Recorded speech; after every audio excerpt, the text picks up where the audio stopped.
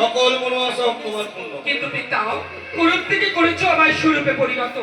বলতে পারো পিতা এই রূপের নাম কি হবে বিশ্ব চরাচর মাঝে পিতা? মানে রাজা নৌসের যজ্ঞকালে জন্ম, নাম ছিল ধূমাবতী।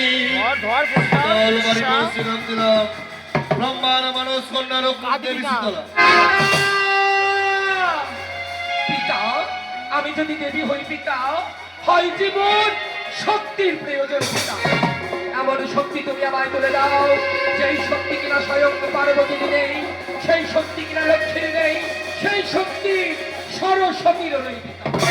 শ্বেত পিত নীল রক্ত মুক্ত মরিহন পরিপাটি কলাইগুলো দেখিতে অরর অপরূপ মটরমুখ মাসা পিড়ি দম্বা দেওড়া করাই একত্রে মেশা। পিতা এই চারি বর্গের কলাই নিয়ে আমি কি করবো পিতা? সর্বপ্রথম 16 ভাগে কর বিভক্ত। 4/16 পিতা। আজ থেকে মর্তের বুকে নতুন নামে খ্যাত হলি ব্রহ্মার মানস কন্যা 64 রঙের জননী দেবী শীতলা। পিতা আজ যদি এই ব্যাধি বসন্ত নিয়ে মানব দানবের অঙ্গে করিব বিস্তার, কোন ভক্ত যদি জ্বালায় যন্ত্রণায় করে চিৎকার, কেউ যদি প্রাণে মারা যায়, কেমন করে ফিরিয়ে দেবো মৃত অঙ্গে প্রাণ পিতা? কিনে তুলে দেবো মার্জনী, আর বামে তুলে দেবো হেম কলসিকা। এই হেম কলসিতে পবন পুত্র বীর হনুমান দিলাম মৃত সঞ্জীবনী বাড়ি।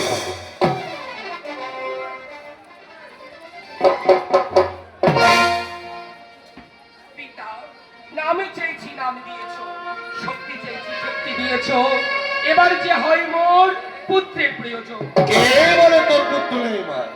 তোর পুত্রের জন্ম হয়েছে মা। তোর পুত্র জন্ম হওয়ার সাথে সাথে চন্দ্র সূর্য ধরিত্রী করতে চায় ক্রাস মা।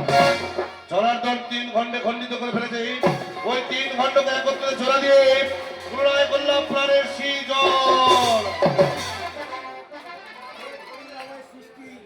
কেবা আমার মাতা, কেবা আমার পিতা। হে পুত্র, আমি তোমার সৃষ্টি করেছি। সম্মুখে দণ্ডায়মান দেবী শীতলা তোমার মা।